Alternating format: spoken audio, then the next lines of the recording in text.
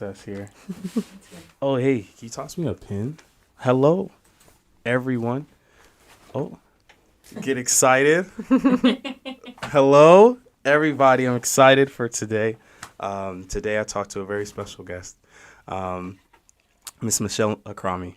Welcome to the B&E podcast. This is the story of people, the story of how we came to be and the life that we've lived alongside kind of what we'll be leaving kind of behind. You know, our hopes are that future generations will be able to look upon these videos and be able to get a better understanding of who their ancestors were. Our hope is also to be able to kind of create a community and get to know each other a little bit better and help each other through our journeys, because life is hard enough. So anyone knows that. But I'm very excited to sit down with someone who's been actually a big part of my life, in a small way, but in such a big way, it feels. And excited to kind of get to know, how you came to be. And so I would love to jump into the story of you. So for everyone who doesn't know, or you can check out the description to get to learn a little bit more. This is a live show, so you're more than welcome to interact and ask questions and get to kind of jump in there and see like, hey, what you're from the same town I am. This could be kind of cool. So, but anyway, let's get into it.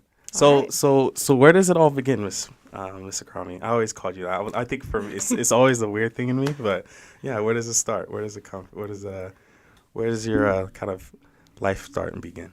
Yeah. Well, I grew up in the Portland area in Oregon. Okay. And my parents, hey, Sarah, do you mind toning her down just a tad? Thank you. Sorry, continue. No, you're fine. My parents, I come from a long line of Oregonians, and so much so that, I'm going way back, but I think it was 3 generations before my mom. So we're talking my great-great-great-grandmother. She actually wrote a book on her travels on the Oregon Trail.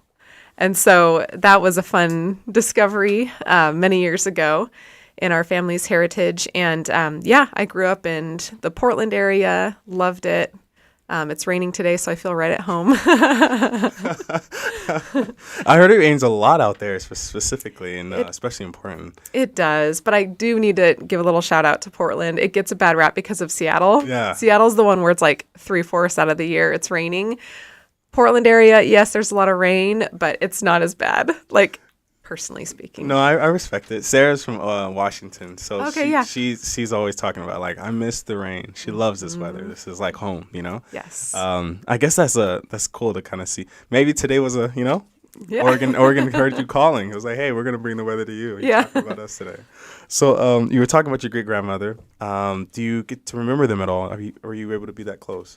Well, this she was, unfortunately long gone before. Okay. I don't think my mom even knew her. Oh, wow. But we discovered, just going through, I think, her grandmother's stuff, she discovered that book that she published, and my mom has it just, in the cedar chest, really preserved. But it was really neat to discover that. And but my family loves Oregon, and I love it. We go up there pretty often, but, we're down here in Southern California now. Right. Yeah. So can you tell me a little bit more about your parents as well? Yeah. So my parents, wonderful, wonderful parents. They also grew up in Oregon, and super hardworking people, and just wonderful people. And just looking back now as a parent, I am so intensely grateful for who they are and how they raised my brother and I. No parent's perfect, but right. It was such a blessing. And the neat thing is my parents actually grew up in pretty unstable households. Like between my parents' there were like 14 marriages, just a lot of divorce, remarriage. Mm-hmm. And when my parents met and they knew that they wanted to get married, they were like, they put a stick in the sand and said, no, right. Like, we're not doing that.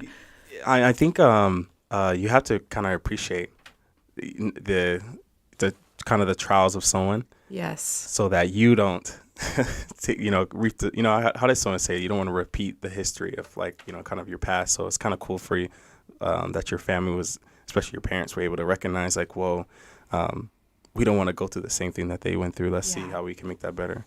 What do you think it was that kind of was the big deciding or the change for them? Yeah. I mean, obviously the hurt, that they had incurred over the years, I think from, their parents' remarriages. But at the same time, that's also when they found Jesus also, and they, embraced his values, and they were like, okay, we're not doing this. We want to raise a family that's thriving. We're going to stick it through even when it gets hard, in marriage. And I think, gosh, in 6 years, they'll celebrate their 50th anniversary. So, that's unheard of. Yeah. That's like unheard of nowadays. Yeah.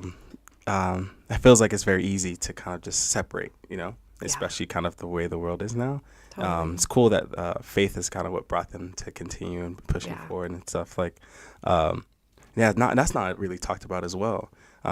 It's where did you come into the picture? Yeah. Well, I think it was 5 years later after they got married, they had me, and my brother 2 years later. Oh, yeah. And that's where I came into play, and had a really great childhood and lots of outdoor adventures, being Oregon especially. Lots of going to the beach and hikes and stuff like that, as a parent now, I feel like I've been drawn to recreate for my kids because I look back on those years with a lot of fondness, and just I feel like that's even where I found God, was out in the still places, like out, in fields, and just like getting away from the busyness of it all. They say God is in nature, and you can kind of see the vastness of things, and wow, and not just how small you are, but just per se, just like how intricate and how grand things can be.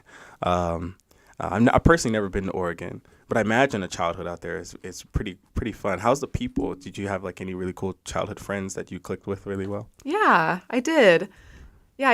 I'm one of those, I'm looking back, I had a lot of friends at different times, and I have a couple of lifers, that we've kept in contact and stuff, but I don't know, I just had like best friends for a couple of years, and then like, I don't know, it was just kind of funny looking back. But yeah, I have a lot of great memories of like swamp walking with my friend Sarah in her backyard. I'm like, I don't know if I let my kids do that. Well, okay, can you describe what that is like? I've never heard of that term. Yes. So, I mean, really, it's not like a swamp like in Louisiana, like you picture. Sure, It was just like literally an overflowed area in her backyard, and we just put on big boots, and it was freezing cold, but who cares, right, when you're a kid, and just going out there and like getting our feet stuck in the mud and helping each other out and creating drama for ourselves and living a story. That was it. It was just so fun. And we come in, and mom would have hot cocoa for us, and that kind of stuff. That's awesome. So you and your brother got along, hopefully? We did, for the most part. We had our moments, of course, but of course, yeah. And I guess early school years, was that kind of just pretty straightforward as well? Or I guess I don't know how big your family is. I'm not sure if you have like a ton of cousins or. Not really. I have 2 cousins on one side and 2 cousins on the other, and we would see each other. But yeah, it wasn't like a huge family. It was a close one. Yeah, it was. Yeah, it was, and we saw each other pretty regularly. Everybody was pretty close geographically, so. There was never any like, let's go visit Aunt Sally over in, Pennsylvania or something. So everybody was pretty close. Okay, cool. So early school years, were you like a huge academic? Were you like killing it, or was it? And it's interesting. Like, I think that formed a lot of my identity that now as an adult I see. I did work really hard at school, and I felt like that was a niche for me. That I really enjoyed, being able to put in a lot of effort and then get a good result back. And I was in control of that. You know what I mean? That's where that developed for me. But I really loved it. I loved learning. I loved reading. Still do. And I got into music, playing piano, and that was like just such a wonderful. I didn't love it at first, actually, and then I quit. But then I went back to it when I actually. Okay, so real story was my next door neighbor. She started piano at the same time as me, But then I was like, I don't want to do this anymore after a couple of years. But one day I could hear, because she was she lived across the street. Probably a summer day where the doors were open. I could hear her playing, and it was this little, like, basic concerto, but it was beautiful. And I think my mom lovingly said, yeah, I mean, Michelle, if you had stuck with it, you'd probably be able to play something like that. And I was like, I'm going to figure out how to play that. So You had this competitive spirit. I did. I was like, I'm going to do this. And so, I mean, that's where I started developing like an ear for stuff. And I was like, okay, let me figure out, I know the song. I was going to like try to figure it out. And sure enough, my parents were like, do you want to take lessons again? And I'm like, yes. So, and that's where I really got serious with music. And how would you describe your personality when you were younger? Yeah, you know what? I was pretty quiet. I didn't want to create waves. I was very like, actually, interestingly, recently, I remembered something that was, like I was awarded when I was in Sunday school that I actually needed to just almost like renounce off of my life. And it was this, it was like the end of the year at Sunday school where it's like, okay, here's your award. We see you as this, it was totally well-meaning, Yeah. But the one they gave to me was, Michelle, she's the church mouse. She's so quiet and all that. And I hadn't realized how much I had like let that in to my person. And so I was quiet. I was just pretty quiet. Didn't want to make waves, just went along, pretty compliant. My parents said, I had my moments, of course, but I wanted to please. And so I carried that, for a long time with me, but maybe we'll get to that later. Sure. And is that like, you feel like that carried on to the kind of the music side of you as well? Do you feel like that? A lot of people say that musicians their personalities comes out within the music. Even if you're playing other pieces, the way you play the piece still has your own kind of flavor and style to it. Yeah. Do you tend to play more quieter? I don't know if that sounds the right term, but quieter music, or more reserved, more composed? Or do you feel like you actually played the opposite? You wanted to be more aggressive with your music? Or I don't know how music plays a big part in that time of your life, but I'm just so curious. Yeah, that's a great question. It really, like growing up, so I really got more serious about it around age 12. Okay. And, starting through the teenage years. And like in general, I love the more just placid, just calm music. Yeah. But I remember times where I was so attracted to like Rachmaninoff and just like, just going crazy on it. Yeah. And I mean, bless my family's heart. Like they never complained that was loud, you know? Yeah. But yeah, so I was really grateful for that way to express my emotions and get through those, teenage years and just all that was going on. But yeah, we joke though, because my husband's like a hardcore rock guy, and he married a super like, let's do like Kenny G, like maybe not Kenny G, but No, I 100% understand. It's me and Sarah have the dynamic as well. This kind of sense of like this, we call it the yin and the yang. Yes.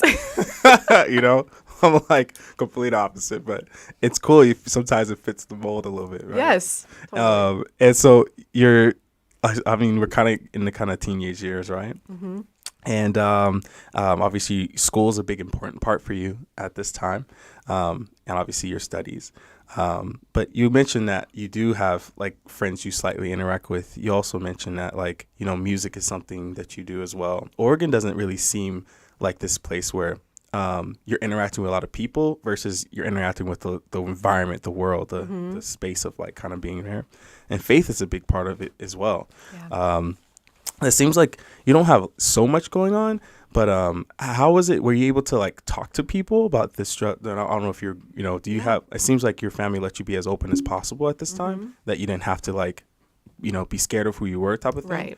Right. So do you feel like that you had people to interact with, like to confide into, or do you ever feel like those moments never really came? It was just kind of like you just always had this, like life was good. I'm just easygoing. Things were going well. Yeah. I mean, that was kind of my coin phrase my parents always joked about was like, it's all good, like it's all good. And I think there's goodness to that. But at the same time, looking back, I really feel like God brought me into more of a vulnerable way of living, embracing vulnerability instead of just, oh, it's okay. Just, I don't know.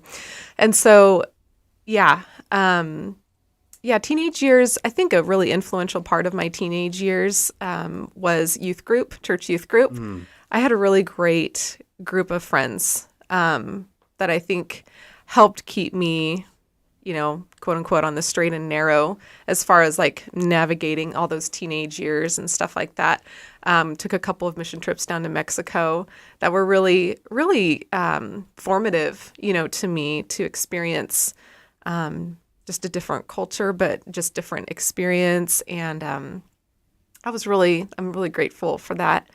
Some people say that you have family, right? Mm-hmm. And that's really important, right? Yeah. It kind of starts in the home. Mm-hmm. But you need community. Yeah. Right? Oh, you absolutely. really do. And it still feels like right now there's not a lot. Kids don't really hang out with each other like they used to. Yeah. If families don't really look out for each other like they used to. But the church has always kind of been, obviously there's some bad churches, but there's some great churches, right? Some really good tight-knit where they look out for each other and kind of have the space.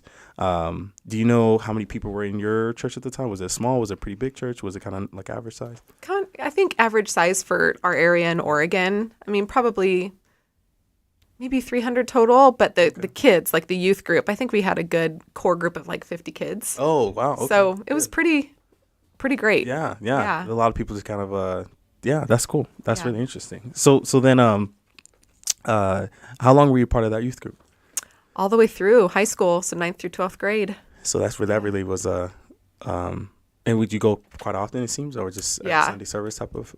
Yeah, and actually one thing that was, I've forgotten about this until now, but I think it was my senior year, I got to be like the worship leader there. And that's actually kind of what propelled me into wanting to do music for college. I actually originally, I don't know if you know this, but I actually went to college to just get training to be a worship leader. Oh. But halfway through, not to jump the gun on college years, but halfway through, it was kind of funny because my husband was leading worship at the church we were going to, and I was kind of like, so I'm pretty sure I'm going to marry this guy, and he's already a worship leader, so what am I going to do, And then I had a really wonderful teacher who I had a just heart-to-heart conversation with, and she just encouraged me that because she was big in teaching, and actually maybe Michelle Jensen, I don't know if you met her. She came and did like a workshop with us. I want to trying to remember what year, but I'm sorry, I'm not too sure. But if I see a picture, I can. Yeah, tell. You might. Yeah. After we have to check that out. Totally. 100%. I would love to see. Yeah, but she really encouraged me and said, like, yeah, worship leading is great. Like, if you really feel called to that, go do that. Right. But I want to challenge you that we need educators and we need people to be excellent in what they do. And, one's not more like ministry minded than the other, right. And that from that moment, I was like, wow, I love teaching. Like maybe I'll go into that. And made the switch halfway through and decided to pursue choral directing. And so this is the interesting part, because what college you go to? I'm sorry. Azusa Pacific University. You did explain that to me earlier. So this is not in Oregon. Right. How was that for family? How was that for you? How was it for them? Yeah, it was hard. I will say mostly for them. Like we've had, and what I mean. No, sorry, Mom and Dad. No, I hear you. Because you've probably experienced this too, where you'll have friends move away, and it's always harder to be the one staying when you're saying goodbye to someone. Right. Like at least in my experience, and so. For me, it was really hard, but at the same time, I'm experiencing new things. I'm in college, like I'm learning music, and I just, I was loving it, but I was also grieving. And I remember one night where the reality of, I came down with, I didn't know anybody, and but I was, I'm the firstborn, kind of a go-getter, like let's do this. But it just kind of came crashing in on me one night, and I just remember just bawling my eyes out because I was like, I'm alone. Like nobody knows. People know my name now, but like nobody knows where I came from. Nobody knows anything about me or can really understand maybe where I'm at with stuff. So that was hard, but I think I grew a lot from it. That kind of experience grows you when you're on your own, and you've got good support. I had a roommate; she was awesome, and the resident assistant or director, whatever they're called. And so, but yeah, for my parents and my brother, that was really, I know it was hard. And So, do you mind me asking a question? go for it. So, you're in college. Mm-hmm. You started off as a very, from kind of what we're gaining right now, shy, reserved, Mm-hmm.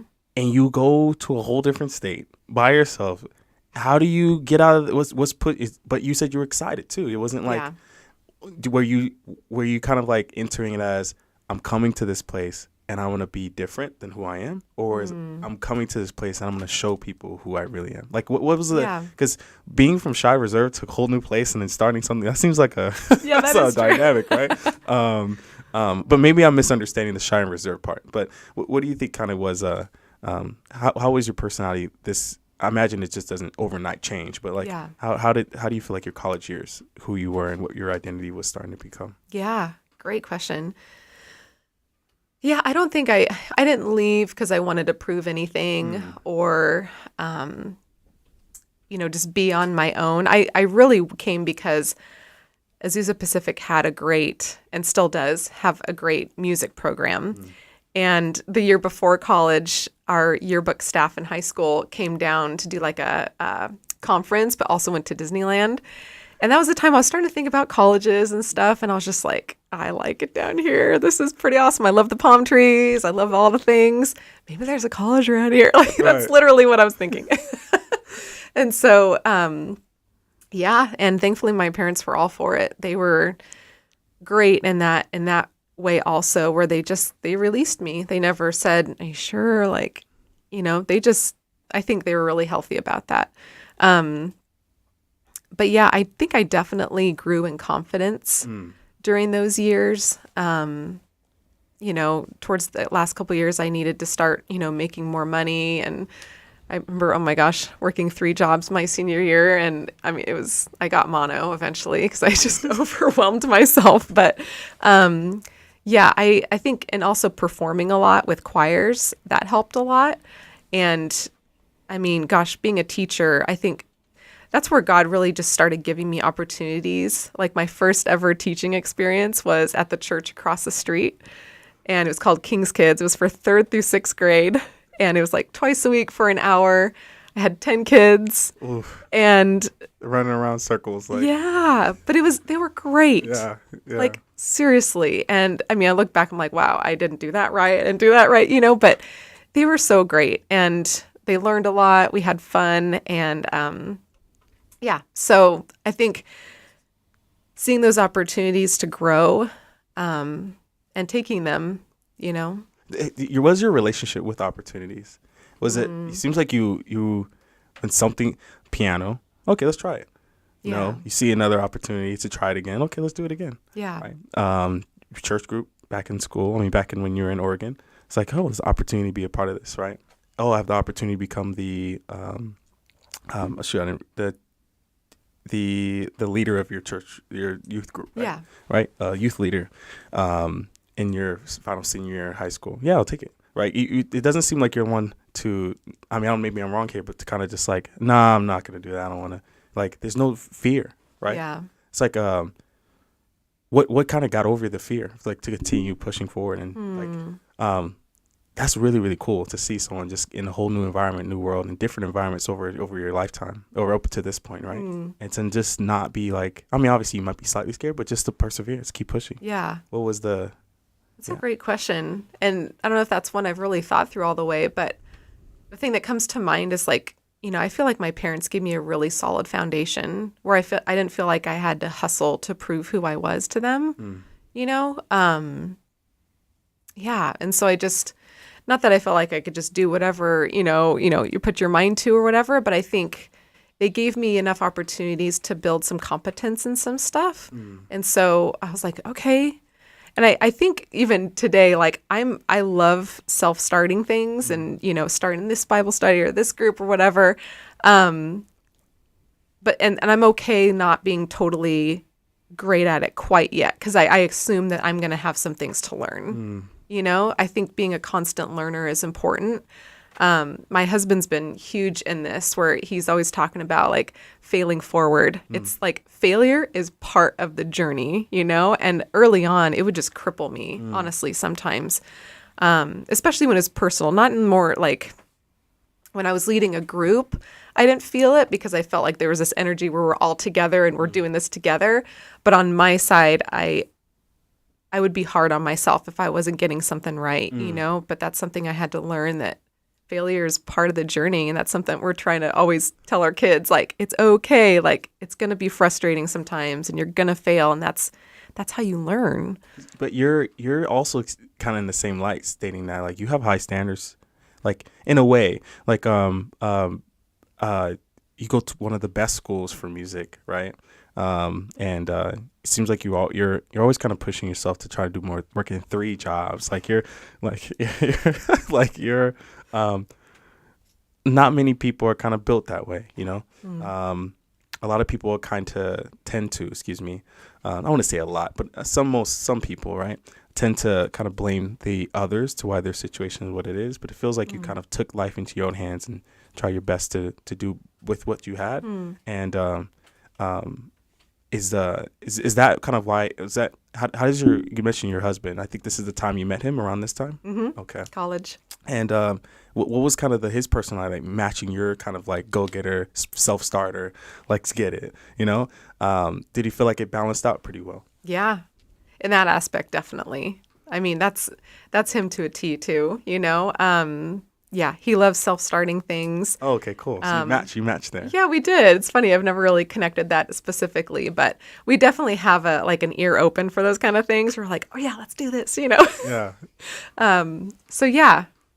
And can you describe kind of him and how did you guys meet at this time? Yeah, well, almost exactly 20 years ago, we met my sophomore year.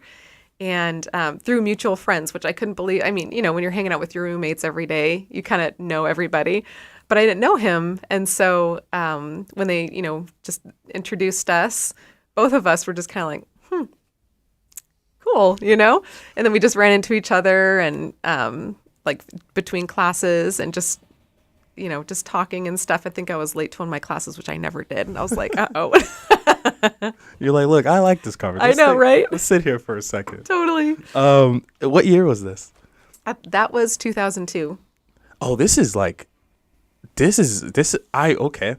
I didn't expect that, to be honest with you. This is early 2000s. Yeah. There's no like MySpace. I mean, this is mainly Exactly. so this is like a whole new world. So okay. Early 2000s, and you're in for music, falling in love, and you're essentially looking towards your kind of future. You mentioned that it seems like your college years, you spent a lot of time with maybe kind of personal development. Was there any kind of like cool stories or cool interactions that you've had during college? You mentioned earlier that you had some really cool small group of friends throughout your time. Yeah. Any key people in college that you would like to highlight? Yeah, definitely. There's one lady that was our church. Her name's Felice, and she really became like I don't know if you want to, just like a spiritual mentor to me. And her husband Tim, they really became like our mentors also in the first years of our marriage. And we're both just so grateful for them, and we still keep in contact with them. And it just really helped me understand just, you know, what it means to be a wife, you know, and they had us in their house often for Bible studies, so we got to see them, how they were raising their kids and who are now grown and have their families of their own. And that was really special and really formative for my husband and I. And you mentioned you have professors who also mentored you as well. And especially kind of the music world. Yeah. That's how you met Felice and Tim, or they? No, they were through our church. Okay. But professors wise, one definitely stands out, and his name was Al Clift. And he passed away, I want to say maybe 6 or 7, 8 years ago, something like that. But he was like a spiritual father on campus, and people knew it. He was the director of University Choir and Orchestra. And that was like the coveted group to belong to, and he just had this way of like in the middle of a piece, and if he was just overwhelmed by like worshiping God in that moment, he would just like stop everyone and just have a moment of silence or say, hey, let's just, does anybody want to pray for a moment or whatever? And he was just so in tune, and like sometimes, and it was like terrifying too, like he would actually call on students, say, hey, could you lead this for a second, or could you sing this part for me? And you knew it was an honor. It wasn't like this, okay, you're in trouble, you got to sing, but it was like this honor. I don't know. He led with such like humility and gentleness, but also strength. And so, I'll never forget that. And he was just like available. I forget what I needed to do. I don't remember the instance, but I was already graduated, but I called him up because I said, Mr. Cliff, like I need your help like with this piece. I wish I remember what it was, but I need your help with this piece. Would you be willing to just like look it over as I'm conducting this to make sure I've got this right? And he said, yeah, come on over on a Saturday morning. And I remember his wife was there playing the piano, and I was direct. It was just, that's where you feel really poured into, is those extra moments too, where you can tell, okay, he really cares, so that stands out to me, just like a servant-minded leader.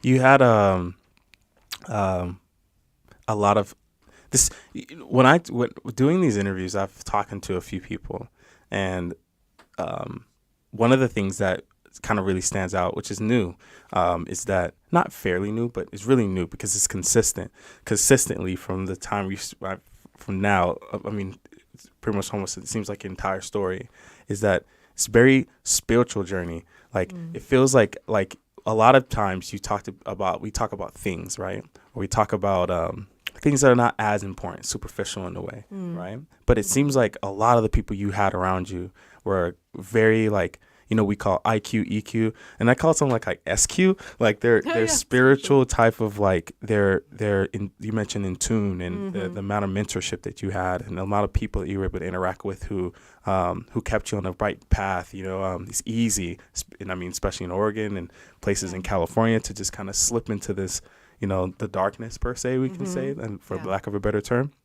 But man, it seems like God was really helped pave a way for helping you get closer to the kind of the best version of you. I mean, obviously everyone kind of, we're not all perfect, but totally. Man, you had, I mean, it seems like a really cool people you were surrounded by all throughout, being in a whole new state by yourself, and being able to just have these resources and people like just saying, hey, we'll guide you here.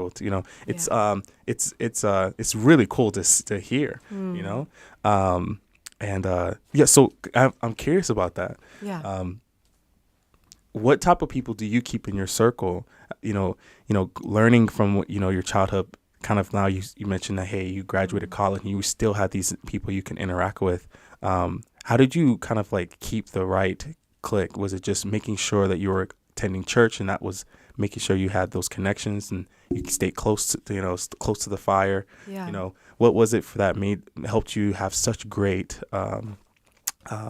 just people to connect with and lean on, and to be poured into from? Yeah, that's a great question.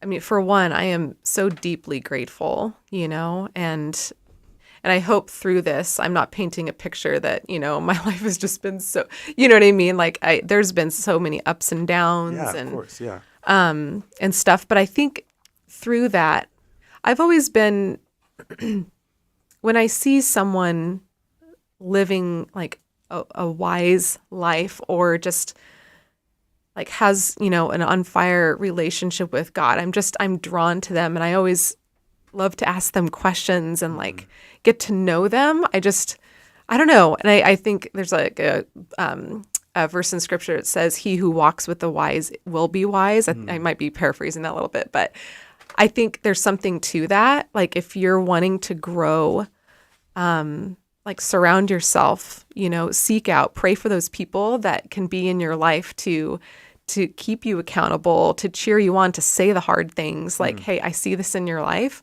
This is really not helping you. Like, I encourage you to look at this and try something different, you know? Mentorship is huge, you know, and yeah, even now, like my husband and I are kind of being mentored by, you know, some people new in our lives. And it's just been, I think, I heard this phrase that I thought it was so good, that in life, aim to be mentored by someone and to be mentoring someone. And that really gives you a good balance, because then you're almost this conduit, right? Like you're being poured into, but then you're pouring out, you know, to someone else. There's always someone that needs to hear the nitty gritty of your life, you know, and the beauty and the hard stuff. Yeah, I hope that makes sense. But yeah, I think it's so important, especially in this day and age where we can easily look to social media. And I do the same thing where I'm like, oh, I love listening to that guy or this lady or whatever. And I think that's so good.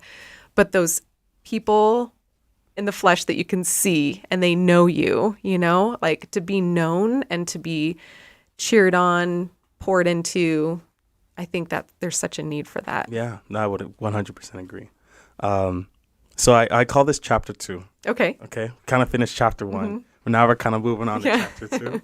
Anything looking back from graduating college, and obviously I'm trying to get your timeline right. It seems like you got married either senior year or after college. Am I right here? Right after college, 3 weeks. Okay. My parents said I had to finish college.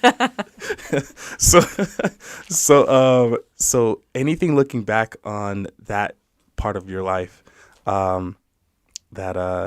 that you like to mention, you know, I guess the way I like to phrase the question is that like you're looking at yourself at that time, right? And just looking back and saying, hey, you don't know what your next chapter is going to look like, right? Because you don't know, right? You're about to graduate, right? You're just about to be in like this place where you're like super excited, like, oh, yay, I'm about to get married, you know? So what is the kind of what does life look like here? If you need to answer that, so I'm sorry, it's an alarm on my phone. Oh, it's okay. Yeah, you can grab it. Yeah, absolutely. Yeah, this is the beauty of this thing. You can edit. Power of editing, everyone. Nobody's gonna know. How would they know? Yeah, you can hold on to your phone too. You don't have to leave it there. You can bring it over. Yeah, you're fine. Okay, should be good. My apologies. Don't even apologize. That's completely okay. Everyone needed. That was powerful right here. I needed to take a breather. I'm like, man, this is insanely great. So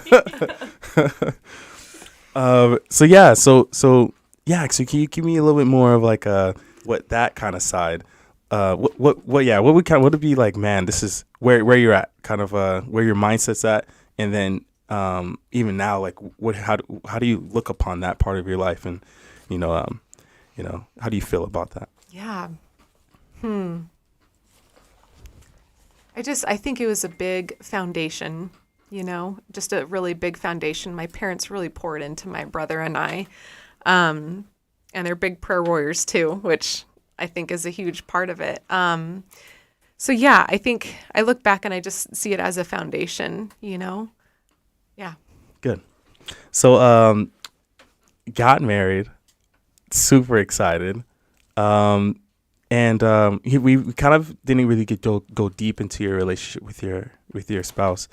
What is how does that how do you feel like your dynamic was, and what do you kind of like love most about your relationship? Do you feel like that makes you guys special? Yeah, well, I love our story because we both came to it wanting to be friends first, you know? I think we really believe that like friendship is the basis of, you know, a healthy marriage. But it's funny, and I'll share it. Just, I'm sure my husband doesn't mind, but it's like the third time we were hanging out, and it was very like, we had 3 times that we saw each other, just little snippets, right? Right. And he stopped by my mod, which was the sophomore area of housing, and I think he was actually coming to say hi to me, and then like my roommate too, or something like that. But he was going to chapel, and I was like, yeah, I'm going to chapel too. And he's like, well, you want to go together? So we did. And when we were sitting in chapel, he said, like literally, like he was sitting next to me, and he's like never heard like God really speak to him like clearly, but he said, like he said that God said, "This is the woman you're going to marry." Holy cow, it worked, Sarah. Absolutely worked. I'm not going to lie, it actually worked. I'm so sorry. No, I you're can't fine. believe it. Oh, no, continue. Yeah, and he felt like God said, "This is the woman you're going to marry." And it freaked him out because he was just like, "I barely know this lady." And he's like, "Okay, just chill out, you know?" Anyway, and he told his best friend at the time, just saying like, "This is what I felt like God said. I'm just going to tell you now, so I don't keep it to myself and say, 'See, God told me,' or whatever." But yeah, it was just a formative moment for him, and for us. But we just really became just really good friends. And I think we both come to it from like a deep sense of commitment, to each other. And I love it because he's got such a great sense of humor and a charisma about him that, I mean, I loved from day one, that I can get pretty serious sometimes. And so, yeah, he gets me out of that often, which is good. But it's so funny. We're so opposite in so many ways, but it works so well. Yeah. Yeah. And yeah, it's just been, I mean, just ups and downs and learning how to be parents together. I mean, it's just, I'm so deeply grateful, and he is such a man of character, that I've come to deeply been able to lean on, in moments of just tough stuff. Yeah. So, yeah. Yeah. I met him. Yeah. Man, like I feel it, I think it's cool to be around individuals and you feel this warmth, right? Of kind of like what a true man character feels like, there's some people that you interact with, but you can tell like there's something about them that I think I should keep my distance. But man, there's something that you can feel like that attracts, Yeah. And that sense of like, yo, I feel like I can talk to you. I don't even know you, but I feel like I can talk to you, And that's cool that even at early in your relationship, you can tell like he can help you in these areas where you're not, great at. He could pull you out, hey, it's all good. Let's have fun, and it's kind of, that's really cool, that dynamic that you guys have. Yeah. So married, and you're still working 3 jobs, or is it like? No, well, still the one. I was working at Starbucks at the time, Hey, so get excited. Okay. kept the one.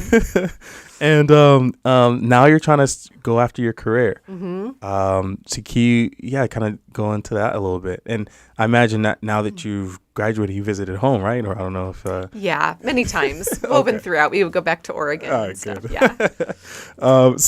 So what is the kind of career side of things now? You have your degree in music. You're going for your master's now, or are you just like, hey, let me jump into it. Let me go and see where I can find work, I guess, per se. Yeah.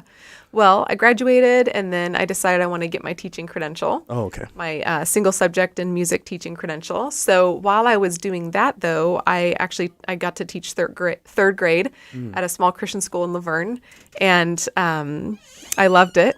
And yeah, but while I was doing, because you can't, unless you had an emergency credential, you couldn't just go right from college to teaching. Right. So with good reason, you need that training. So yeah, I did that. And then towards the end of the year, I just was like, I still want to do music. Loved the third graders, but I wanted to do music.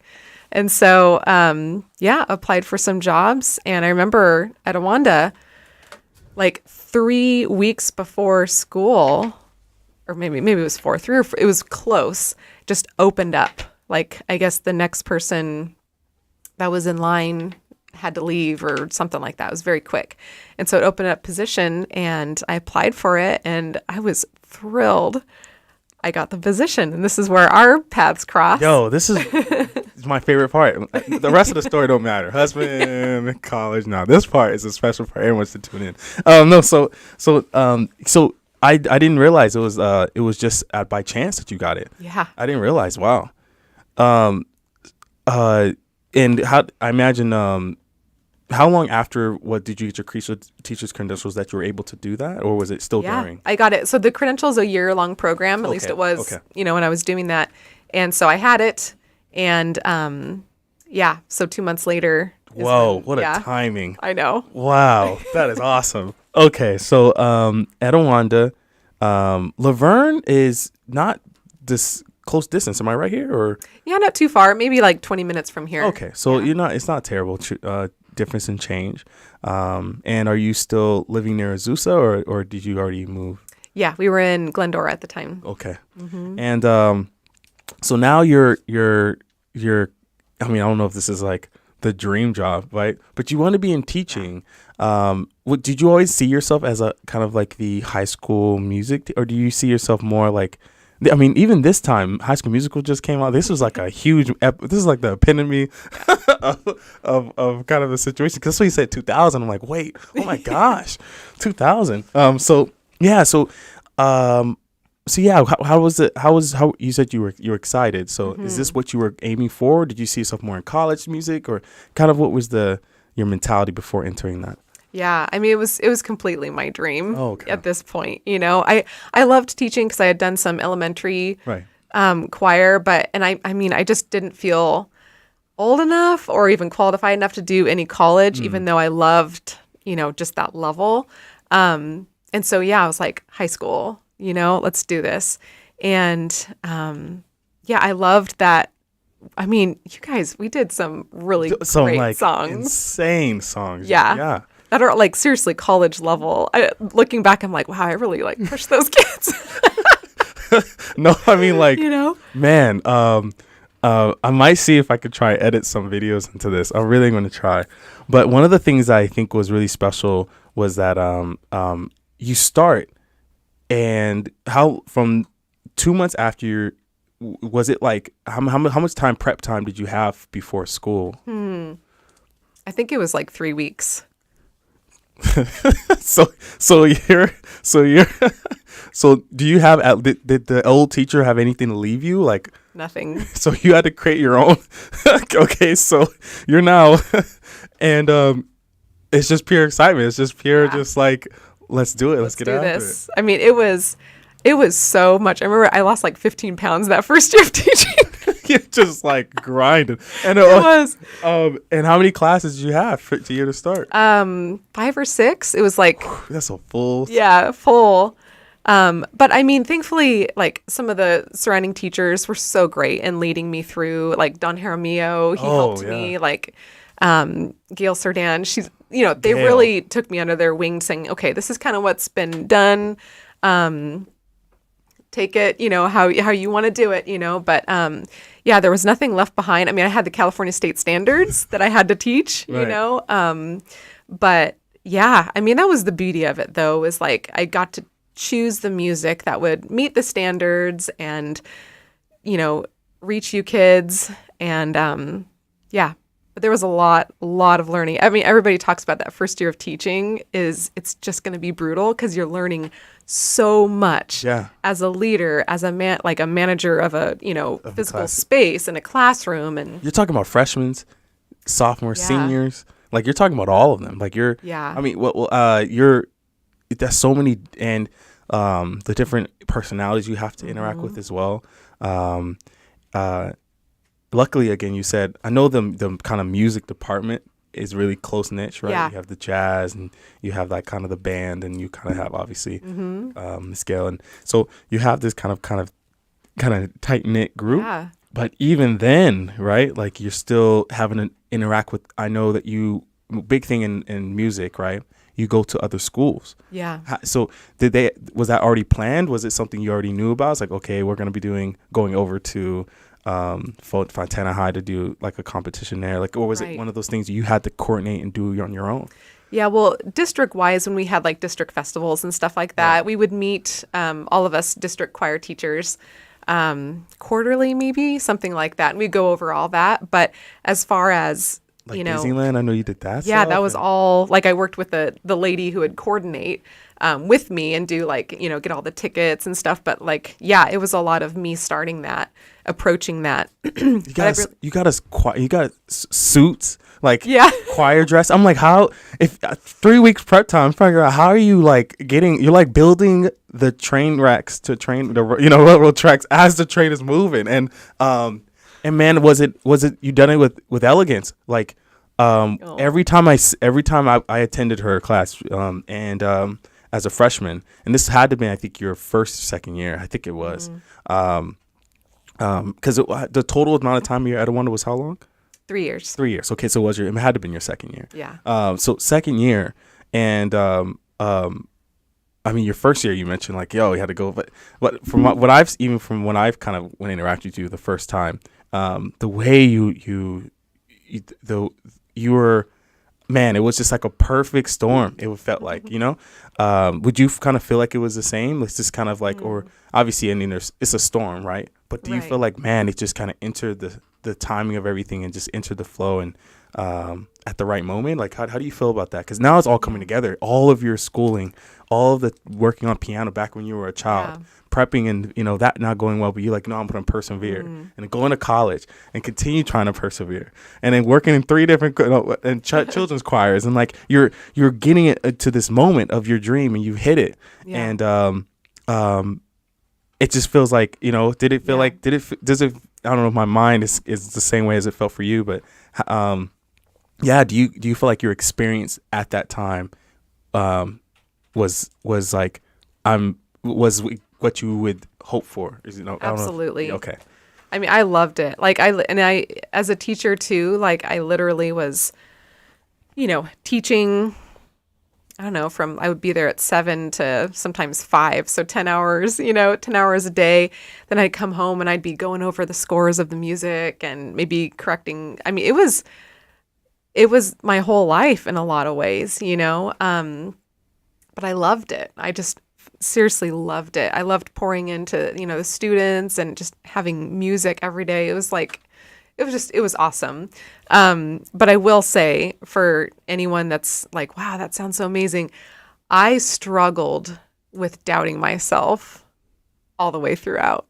And even after, you know, when you guys came over to dinner this last week, we were talking and I was just like, wow, like it's just humbling on like how much of an impact a teacher makes on a student, you know, like it's truly humbling where I'm like, wow. And, you know, my husband and I were talking and he's like, yeah, like little did Jovonni know that every night you were going home and just being like, oh my gosh, like, I don't know if I can do this every day. Like, how am I doing, you know, just the self-doubt, I think, you know, like, you know, can I do this another day? Like, am I doing this right? Like, I think that was one thing that was hard for teaching, specifically for music, is I didn't get to do like a formal student teaching experience where they actually have like a teacher for a semester helping you through it. And so I think I often doubted, like almost like, you know, my husband mentioned that imposter syndrome. Like, I'm like, do I really have what it takes to like lead these kids, you know? And I think I would doubt myself often. And my husband was always like, Michelle, like, you're doing great. Like, stop doubting yourself. You're going to cripple yourself. And anyway, so I just want to paint like a really like broad spectrum picture of that, because I think that's part of the story too, where I grew in confidence, because I think sometimes I like to be, is it the limelight? Not the spotlight, but the one behind. Is that the limelight? Yeah.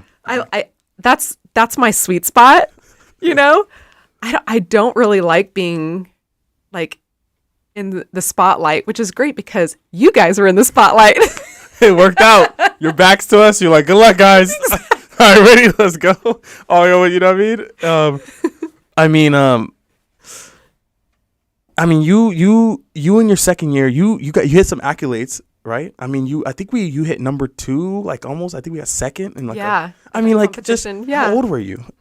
Yeah. Okay. Let's do the math here. Because you just is a year after college, right? 25. So yeah, like, I did third. Wow. Like if I was 25, running high school, like you know what I mean? I mean, luckily I think choir is rough, right? Because you have regular chorus and they're kind of the throwaways. It's just like, hey, look, you got this class. Let's just make it the best experience for everyone. But then you can have them upgrade to like concert and then upgrade to chambers.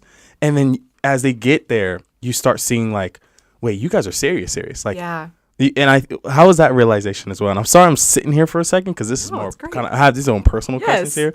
But yeah, how do you feel like that was? Like, do you feel like it was like, whoa, no? Was it a shock to you? I don't know how your high school choir experience or a church group choir experience was. But do you feel like it was something totally new to you that you didn't expect this small out of nowhere Fontana High School to be just so passionate about music? Yeah. Well, I think, background, I actually never was really in a choir growing up until I came to APU. But I think it was really amazing to walk into an established program that is it Mrs. Dunyan, right? Or I think I'm saying her name right. I'm sorry if I'm not. She had built such a wonderful program. And so stepping into that role was a little intimidating because I kept hearing great things. And, that first year is always like, you hear things like, well, so-and-so did it, and it's like, okay, I know I want to honor that, but we're going to try it this way or whatever.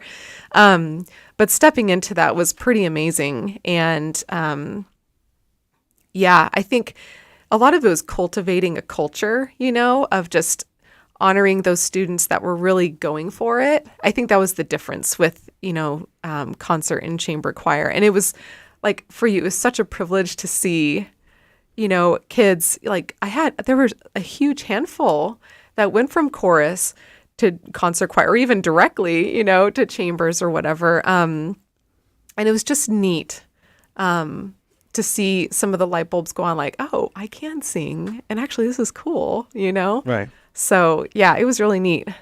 Yeah, that's awesome. So 3 years in, and I know this is, like you mentioned, this is like your life, right? Like this is a big chunk of what your mindset is at. And obviously your goals now are to like, hey, look, there's kind of a new trajectory. Like you say, hey, look, you, it's what a cool to see you always kind of like, what's the next step? Like kind of what's the next chapter? And so what was kind of and I don't know if there's anything I'm missing, but we can get into actual music if you want to go into like that depth. Kind of what was the goal now? Like kind of like, okay, cool. I got to my dream. I'm in this place, I was able to achieve this big goal for myself. What's kind of the next goal for you? Like, where's your mind like looking at now? It's like, okay, I'm in high school. I'm doing this. Do I sit here for longer? Do I make a transition? Kind of like, what is the play here? Right. 3 years in, I was loving it and I didn't necessarily want to like stop just to stop. Sure. But my husband and I, our circle of friends started having babies at that time. And, my husband and I were just like, I think it's time to, start a family. And but I knew, if we're going to start a family, like just how many hours and weekends and stuff and nights for, concerts that I'm just like, if, we're going to be parents, like I want to be all in. That's kind of my personality too. And so, and sure enough, we got pregnant and then we were like, okay, like we need to make that transition. And I remember that day when, I told you guys and that was hard. Yeah, I imagine so. Because one of the things is that you didn't just like come into a space and say, great, I'm a teacher. There are some teachers who don't want to get attached to their kids, It's just, hey, I'm here for a job. I'm going to do my job, But man, you took things further. Like you really did. You stayed longer to work with people if they wanted to go and make sure they can get their, their music down, especially if they had solos. Like you did extra just to try to make sure that they felt like they were important. That departure to kind of say, hey, I'm kind of moving on to this next chapter. I'm about to turn 30, right? Hopefully was it met with, obviously I was there, but I'm trying to just paint the picture here. Was it met with like, I guess people were angry again because they're losing another teacher? Or was it more of like, it was like, hey, it's completely okay. Like, let's get it. Like, I'm so happy that you're able to now go and do that next venture of starting a family. How was that experience for you? Yeah, it really was like cheering me on. I think they understood my heart with it, there was definitely, a handful of students that were like, what, and right. That was hard, letting letting you guys down like that, because it felt like we were really going places, and I mean, it was just neat. And yeah, but I felt like everybody was pretty understanding. So now you're starting the family. This is exciting, you know? Yes. You have a brother. We haven't really talked about him. Is he already in that venture as well? Or Yes. Okay, so he's already ahead. And you're like, shoot, you're competitive spirit here. Oh, no. Sorry, he wasn't already a parent. Is that what you mean? Yeah, like at this time. He yeah. wasn't yet. No. Okay. Yeah. So you are gonna go and start a family, but you do it in California. Why not back in Oregon? Well, I remember after we got married, I started feeling, because when I went to college, I just kind of assumed I'd go back to Oregon. Like, I didn't really think, I'm going to stay in California, that kind of thing. But I married a almost native California, and he was born in a different state. But I always kind of thought, I want to go back, and that's where my side of the family is and everything. But then we had, church and community and college friends, like, this was life for us. And so, and my husband had a full-time job, which he's now the owner of that business. So it's pretty cool, just to see that. But yeah, it just, we prayed and we're like, well, if we should go to Oregon, be closer to family, let's do that. But Cameron's family was down here too. So, it was a hard decision, but we ended up, staying down here and making the most of making trips up to Oregon, and they come down here too. So that's been, a real blessing, but it's been hard. I think for the family to not, I'm like the only one that's left Oregon. And I think I've struggled with feeling guilty for that, but I've had to ultimately release that, and even the hurt that has incurred, of like, oh, I wish he had come back, like I've had to release that, because if I carry that, it's crippling, right. Because it's kind of feeling like you have this puzzle and one piece is gone. Yeah. But you can always just put the piece back, Yeah, and we make the most of it, we really do, but it is hard. And to this day, it's still it'd be hard for either side. But yeah. I'm curious now, do you feel like now that you have started this family and have kids, do you feel like that they miss out on things, or it's still pretty your kids feel like they're still like a part, does that make sense? Yeah, like with family out of state. Yeah, yes and no. When we do go up there, we'll stay for like almost a month, so we like do life, the nitty gritty, like all the stuff. And so in that way, I feel like we really get to do life with each other.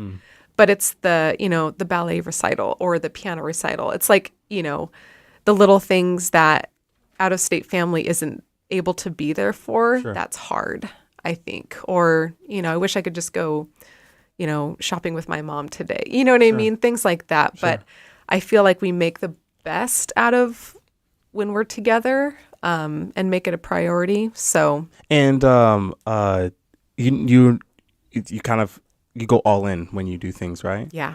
Being a mother, like, how's that experience been? Yeah. I mean, all in, it's like I've been a stay-at-home mom for 12 years now, because our oldest is 12. Yeah. And yeah, I mean, I didn't really look forward to like, what's it going to look like, when they're 12 or whatever, but it's just been a year by year adventure to see kind of where we're at. But yeah, I love being a mom. It's been one of the biggest blessings of my life. And being a mother, you're obviously like, you deal with different personalities. Working with children when you were in college, right? Working with, like you said, 3 and 4th graders, I think, right?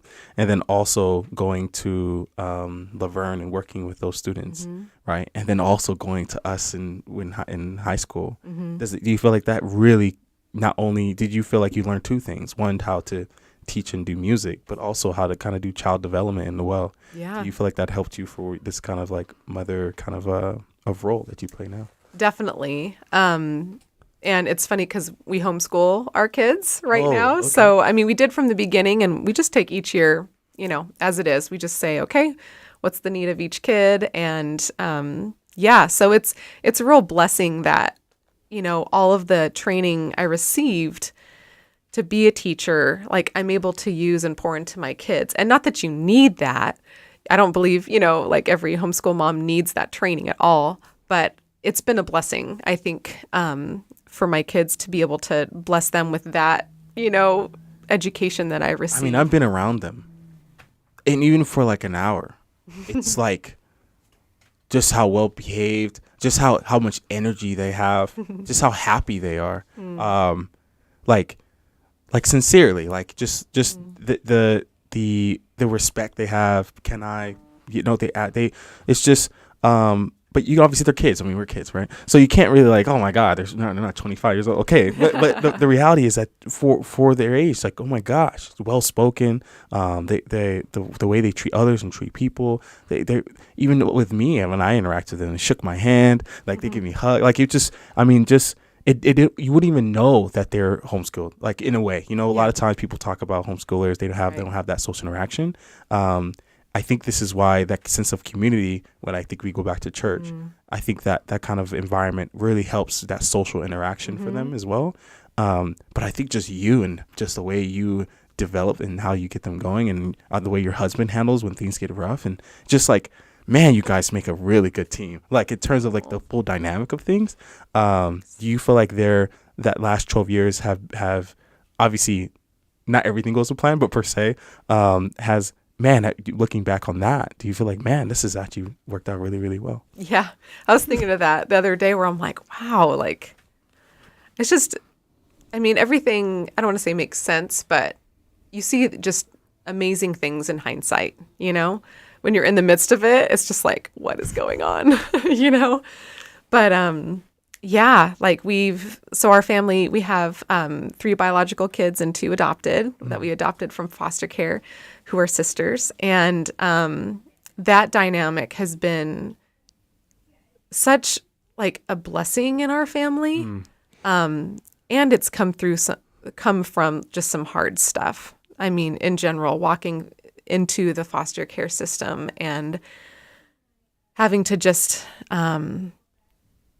grow and embrace the messiness of that, has, tried us to the core, I think, in some ways, having a young child just like screaming in your face because, they have like some emotional needs that are stemming from, just family stuff and like that, and not taking that personal, but being a solid rock for them in that moment, like really takes some fortitude. And, we grew into that and just really learning to be there for them in the mess, and, so that is something that we felt God really called us to do, 8-9 years ago, and to look back and see, some people talk about God as the grand weaver, and how he just weaves, but you can't, when you see it being weaved, you can't tell what's going on. But in the end, when you look back, you're like, okay,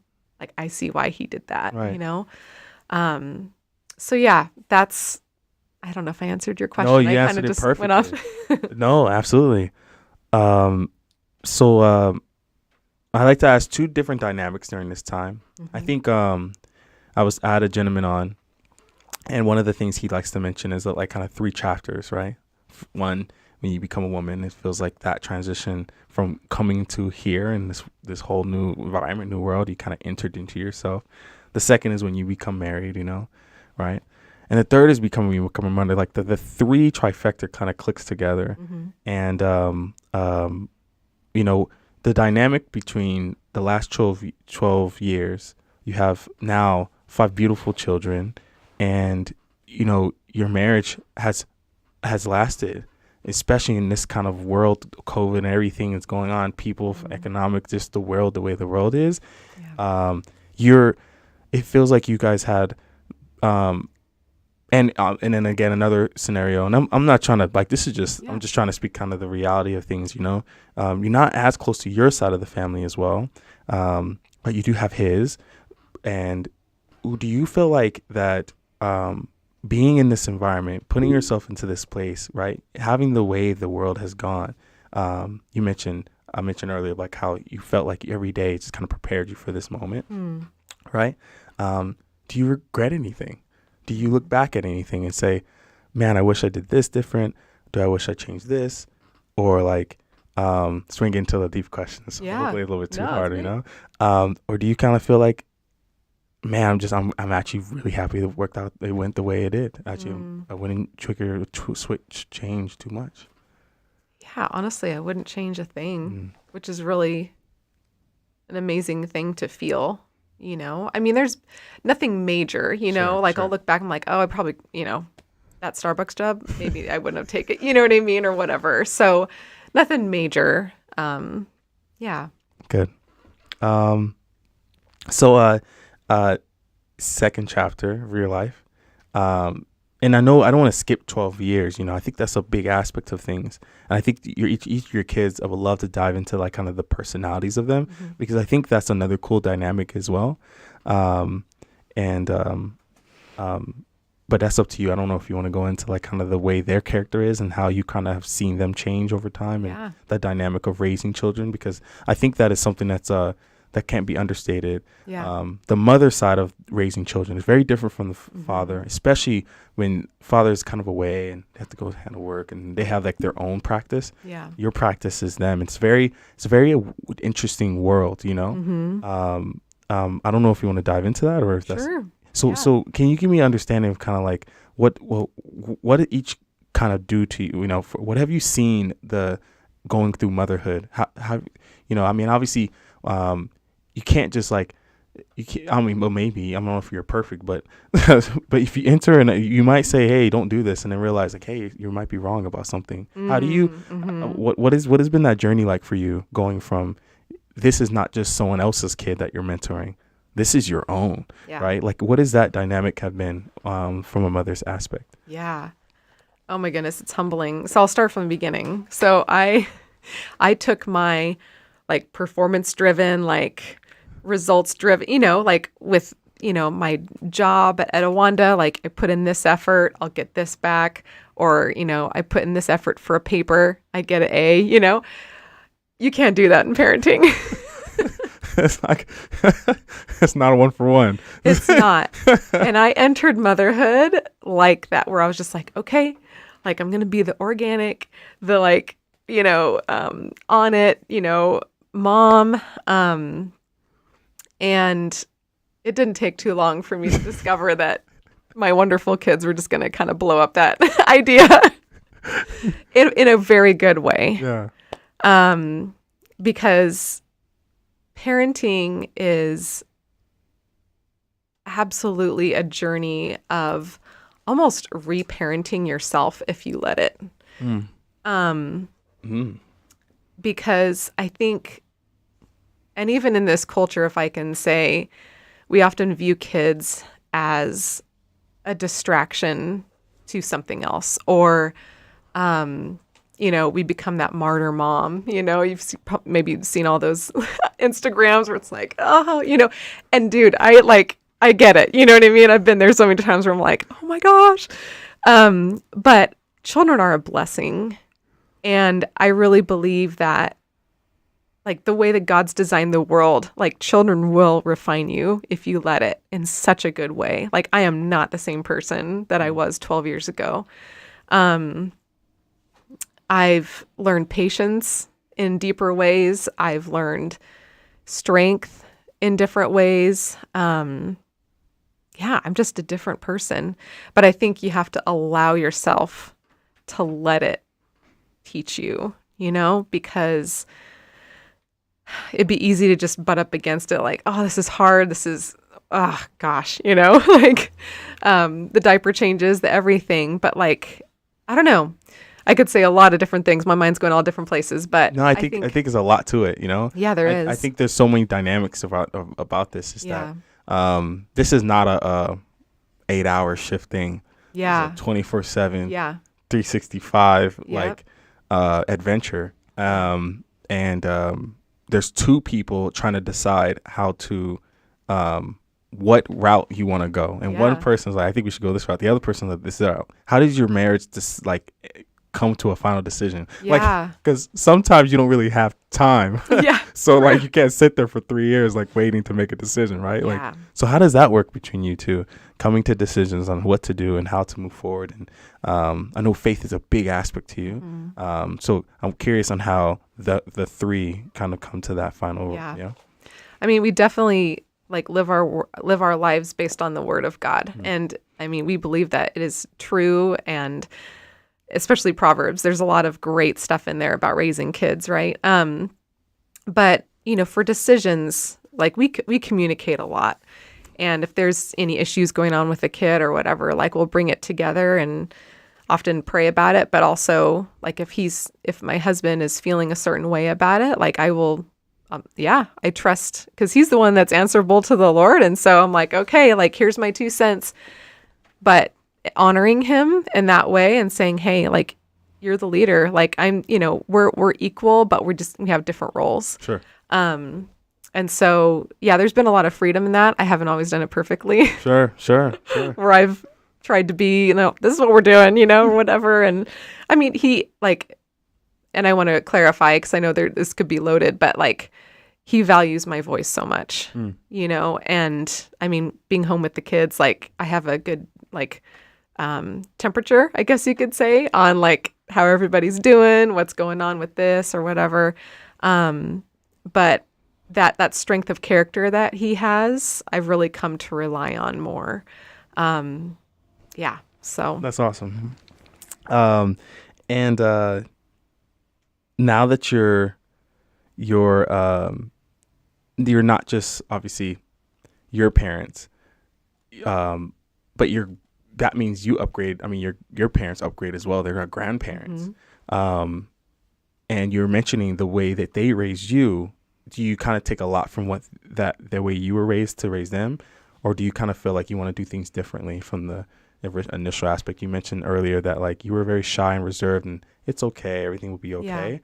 Do you still kind of take that similar approach, or do you feel like, no, let me try something different with the approach that we're going to take in raising your kids?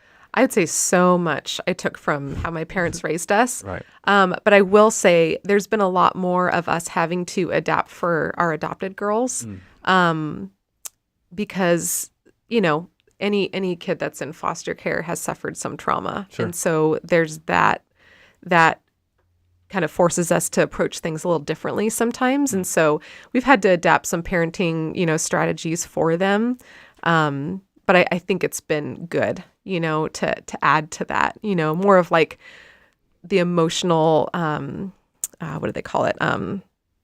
Like calling out what the emotion is underlying the behavior, kind of digging deeper into that, just, I don't even think it was that even like popular, as a kid. Now it is, there's a lot of resources out there for that. So I think we've added that to it. Cool. Get excited. Yeah. And then I did have one final thing I wanted to ask, but I don't know how to ask it. So essentially the thing I find is that your big portion of your life, I would say 20 years, right? 20 years, was you and music. And the last, I would say 12 years have shifted between, family, and your marriage, right? Yeah. Right. Do you think music will ever come back? Do you think that, I don't know how, maybe I should ask more instead of assuming, but what has been your relationship with music? Has it been from a distance? Are you still able to kind of share that with your kids? How does that, do you get to do music class with them? Start your own choir, you have enough. I know, that's right. That's right. Get a good quartet. I mean, I don't think that's right? You're 5. So. Yes. Quintet. Yeah. Yeah. Get that going? I'm just kidding. So yeah, what do you think do you think you do private class? How do you feel like, do you feel like that's, that's something you're not really even thinking about? How does that right now for you? Yeah. Great question. I haven't done a whole lot of music with my kids. I started off teaching my oldest one's piano, but then was just feeling like, you know what? I feel like someone else should probably teach them. Partly because I was teaching them everything else for homeschool, and partly because I didn't want them to learn from me and think, oh, I'm doing this because mom just wants me to. And we want to give our kids like a foundation of music, but I want to be careful to not push it on them like, hey, this is what I did, so you got to do it too, But I think there's some just general richness, in teaching kids basic music.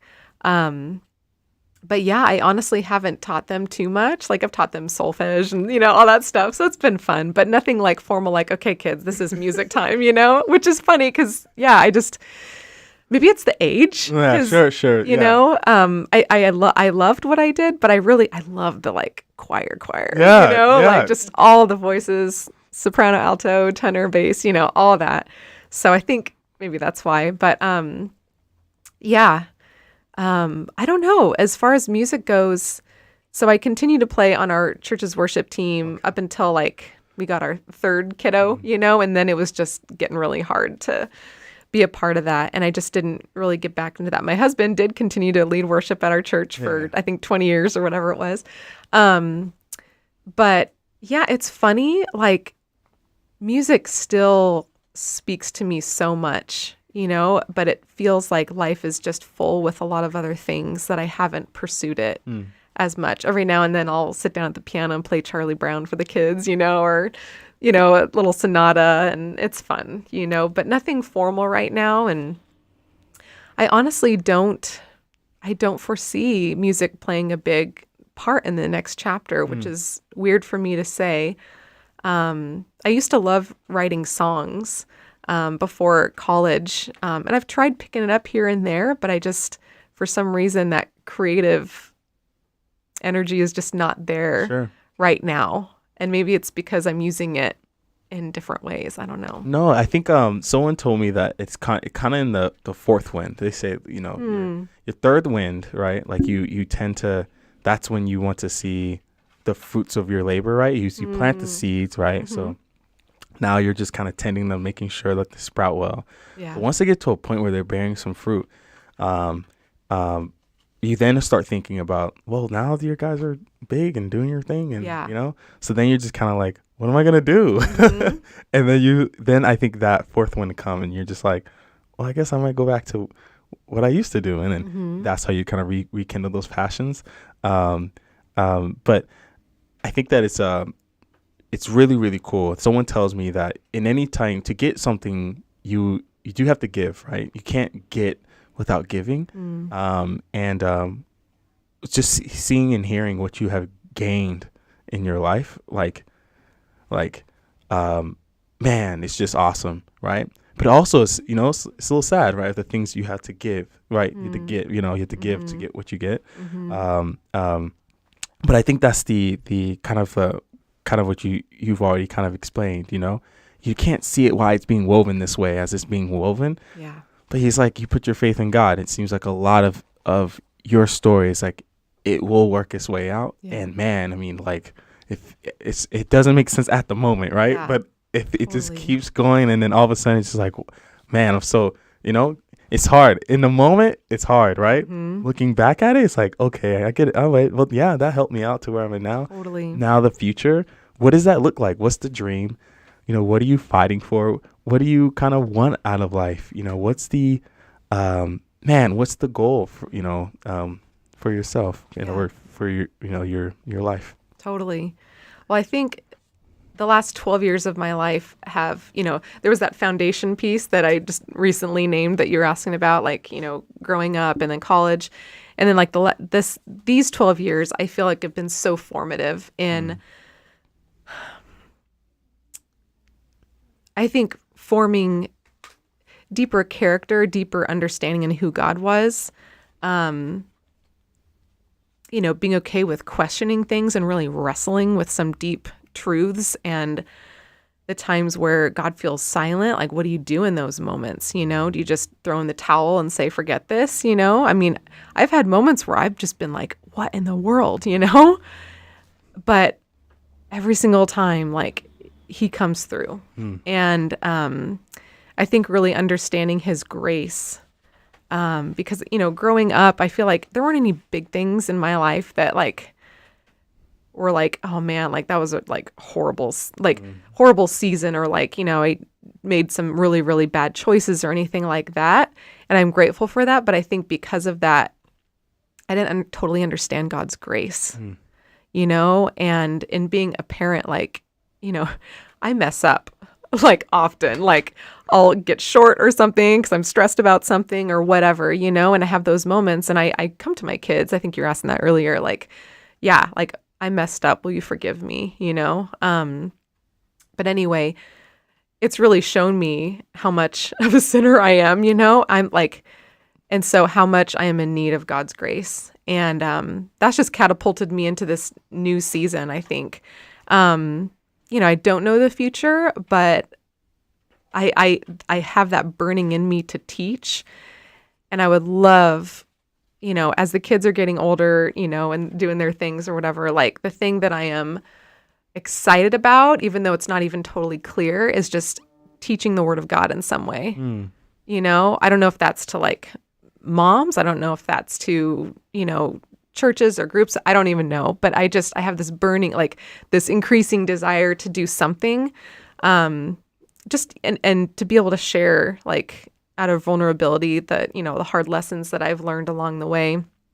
And with that prayer, I think that's been such a thing that I just have been learning more about. And I don't know. It's kind of like a ... Like, I don't know what that looks like because I want to be faithful in my season right now and not look to the next season, even though that seems more exciting or whatever. Like, I'm really focused on the day-to-day faithfulness, and serving our kids and using that teaching for them right now.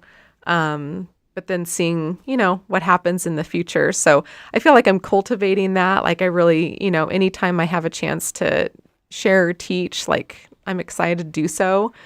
But yeah, so I'm not totally sure yet. We'll see. Get excited then. Yeah. Well, I'm excited to see. The goal of the show is that in the future we hope to bring you back and kind of see how things have been over the last few years or whatever. The AM show, right? PM we'll do a. Hopefully you might want to join us on the evening, talk some craziness.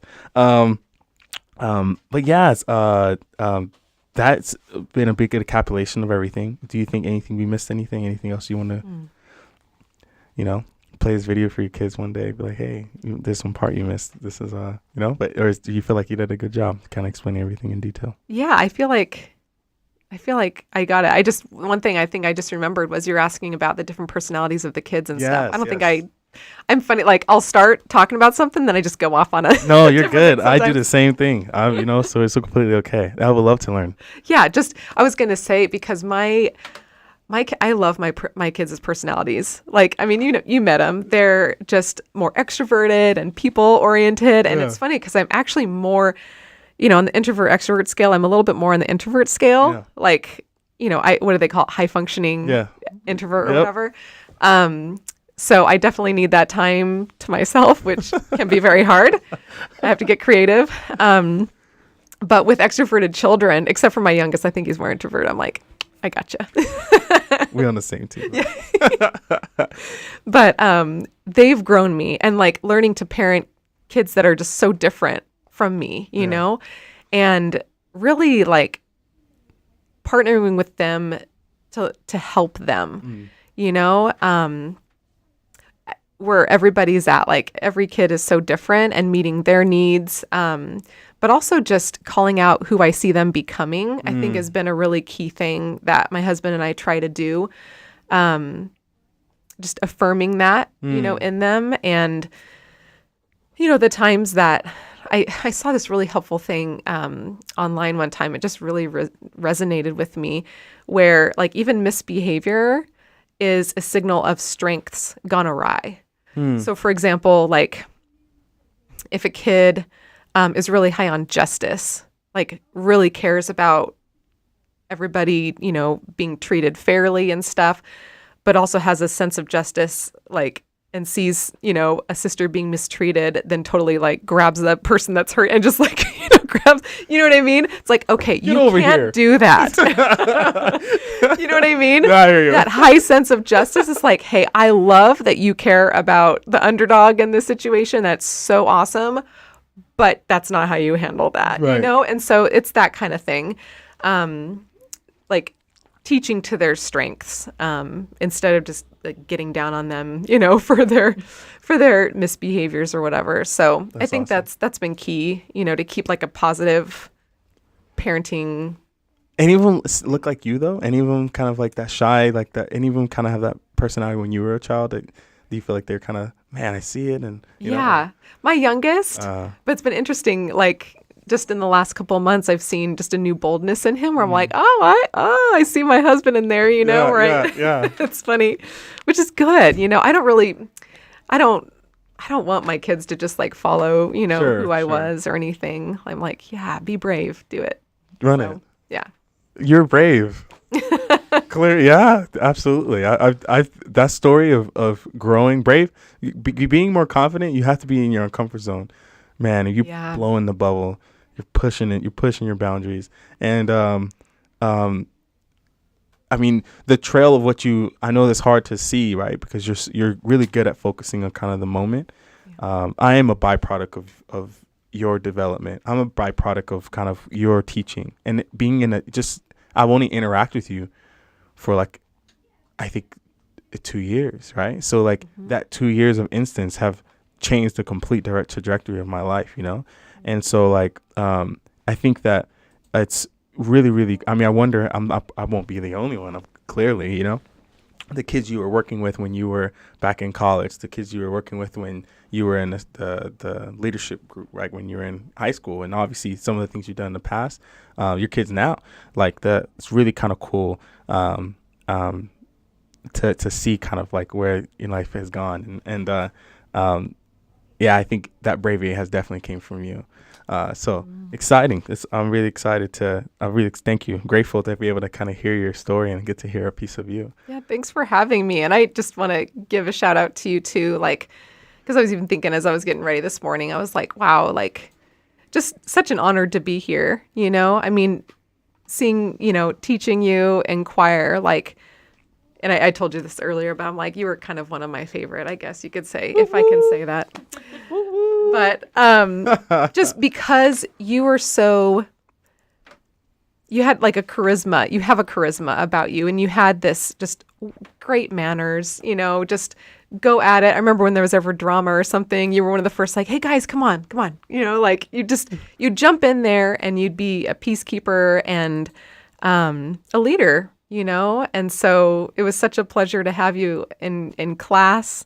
And when you reached out about this, I was like, absolutely, Jovonni, whatever you need. Like, I want to cheer you on and join you in that. No, yeah, man. I think if I don't know, maybe I've gained a little bit of the braveness that you had. I think for me, I was always a kid to kind of just be on my own. I'm a very introverted individual. I know it sounds odd, right? I like spending time alone. But I think what's interesting is that I kind of have that sense of justice, I think, as one of your kids has. That sense of like, if I see something wrong, you got to step up and say it. My dad says this all the time. He's like, you're not Superman. You can't be doing that, you know? I'm like, oh, you're right. I'm not Superman. But I'm grateful, you know, to be able to, because I've always been curious of your life and just like, man, how does great people like this become who they are, you know? And it makes complete sense now. It makes so much sense. Like just you all the people that you were able to kind of surround yourself with, the mentorship that your parents have gave you, the kind of like the way I think of it is the way you started, like the very first thing out of your mouth, your great grandmother, the sense of like, you know, writing a book and going after the Oregon Trail, you know, going on adventures. And it seems like that's what your life has been, going on an adventure and pushing forward, no matter how scary it may be, and constantly trying to figure out how you can become not only more confident, but just more closer to God. And I think that's really cool, kind of where your life where your family has started and where you're bringing your family too. So I am grateful. I know we both roughly are. You know what? I think I really am excited and grateful to kind of get to know a little bit more about you.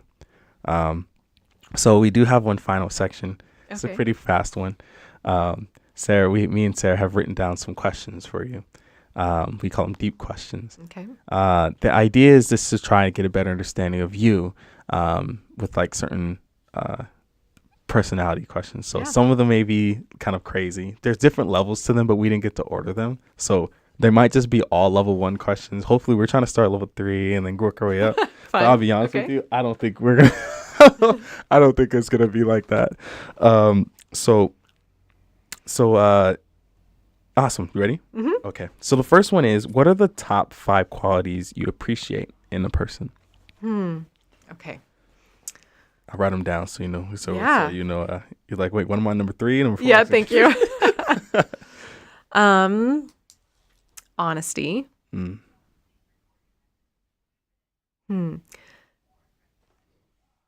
I think if they look me in the eye, that's like a big, I don't know, just that's a big one. Trust in a way. Trust. Yeah. Trust.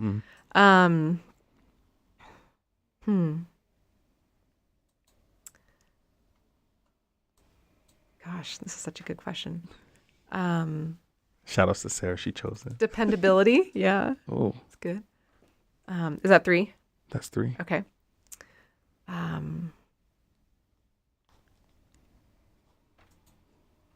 Maybe self-starter.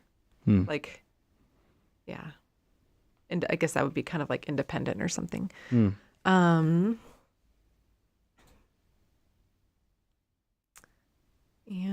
I'm sure I'm going to think of other ones on the ride home, but I'm trying to think. Okay, one more. Like I should have said this. I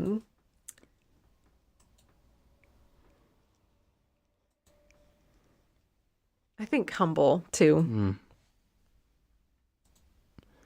Yeah, this is,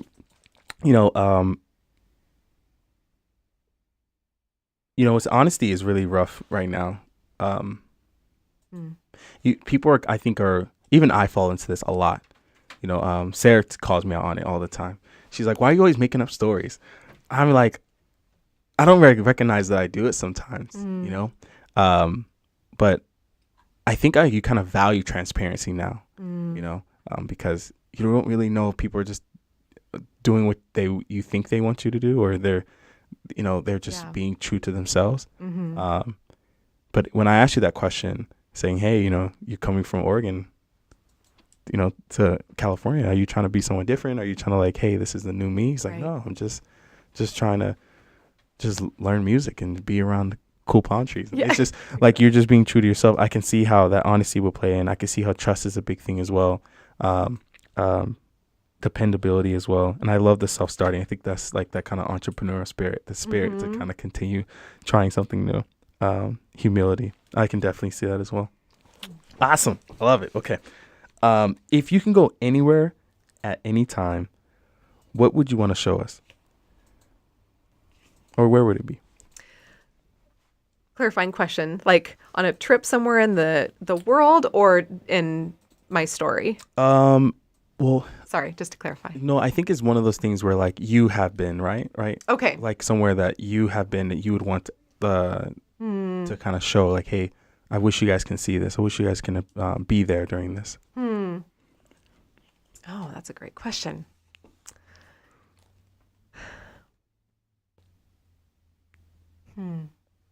Maybe even a time in your life. Yeah.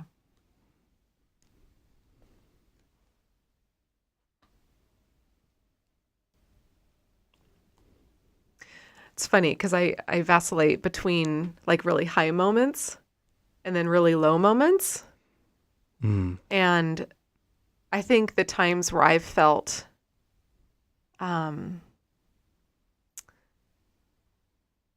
like a deeper sense of hope and meaning and like connection with someone is through their hard moments, because I think we don't do each other any favors if we're like, yeah, join me on the high moments, guys. That's Instagram, right?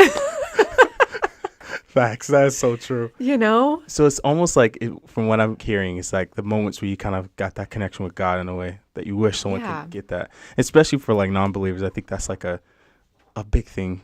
Totally. So get excited. Yeah. Sorry. So the moment, do you want me to share them or just yeah, no, please. time? No, please. Yeah.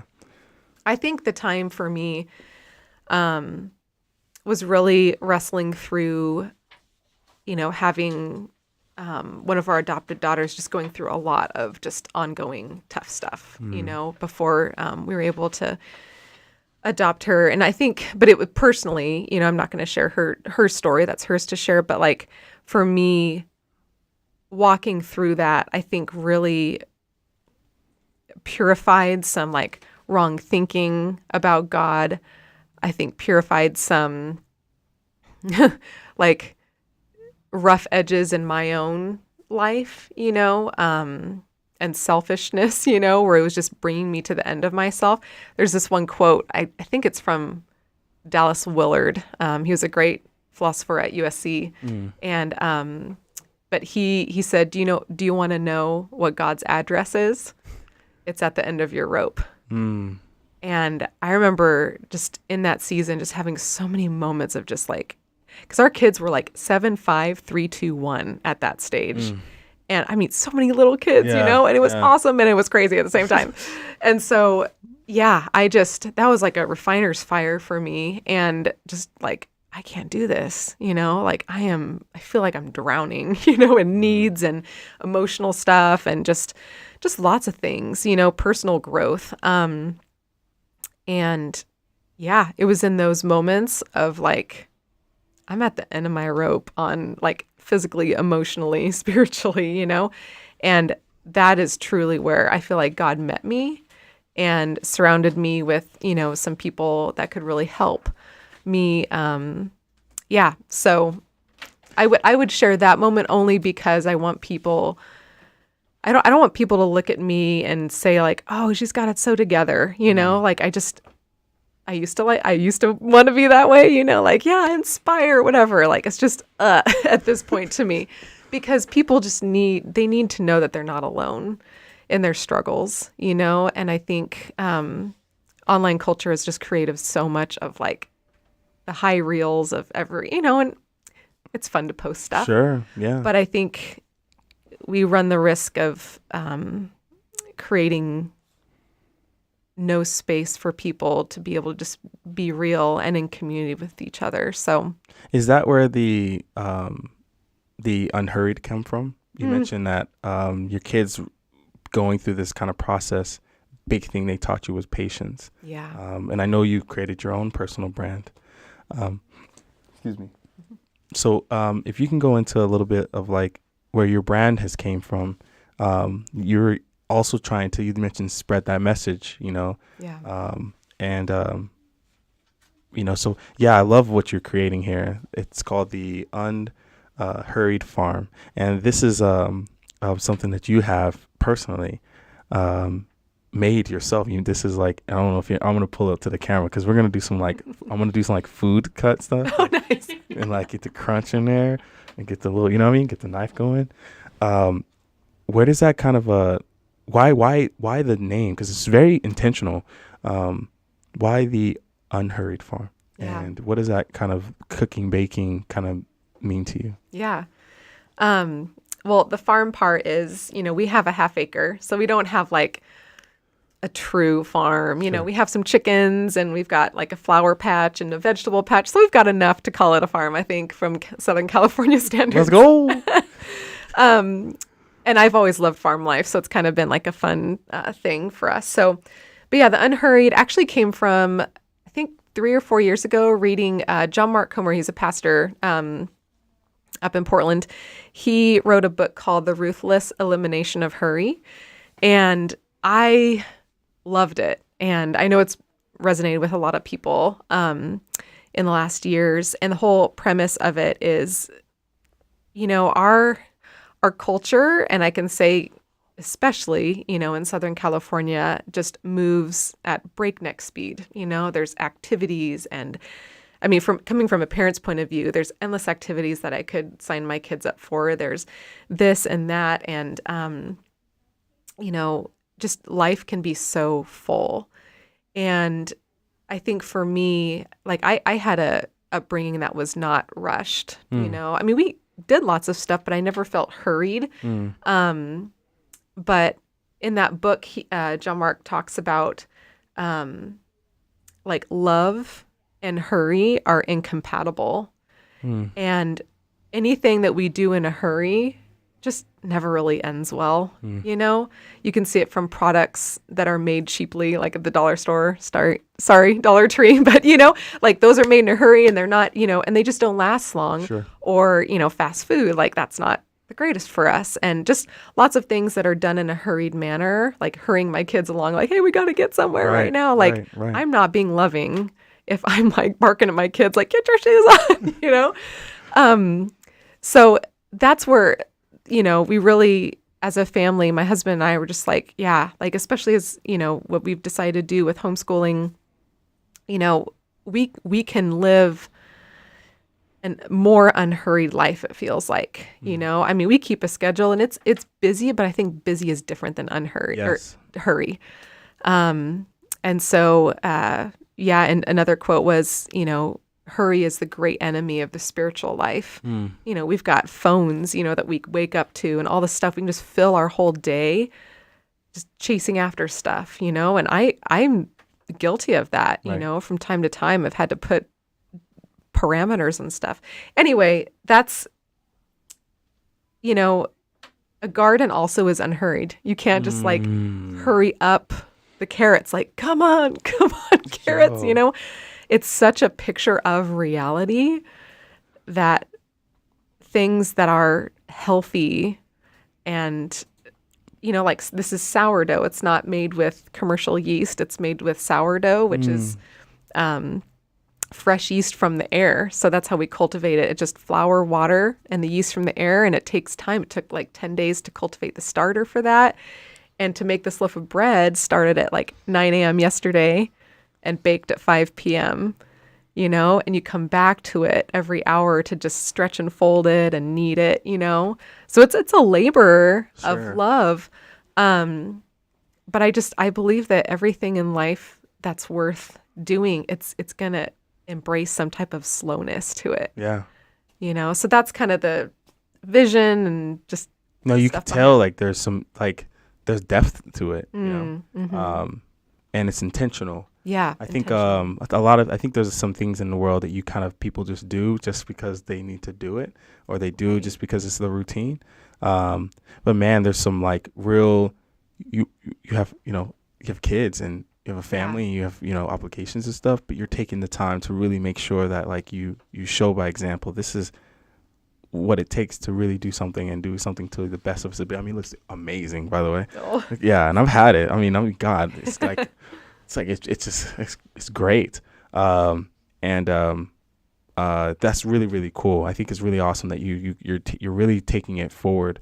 And again, everything has a message about your story and about your life and the things you do. Everything kind of comes from this. There's a meaning behind it, and I love it. I think that's really, really cool. And I would also like to talk about the painting here.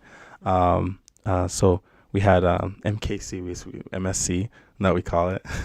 She's the one who kind of painted the painting for you today. She realizes that kind of like the whole farm aspect of you. We didn't really think of the farm. I guess we more thought of like the plants inside your home. But it takes time to grow. The seeds you plant takes time to grow, and I think she just wanted to make sure that.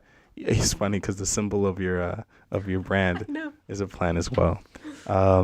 So she donated this painting to you. She wanted to say thank you for being on the show, and this was a blessing. Is there any other final thoughts or anything else would you like to talk about, or where can people find you? Like where can people interact with your work? Or I know we put it in the description, but I don't know if you remember if we can.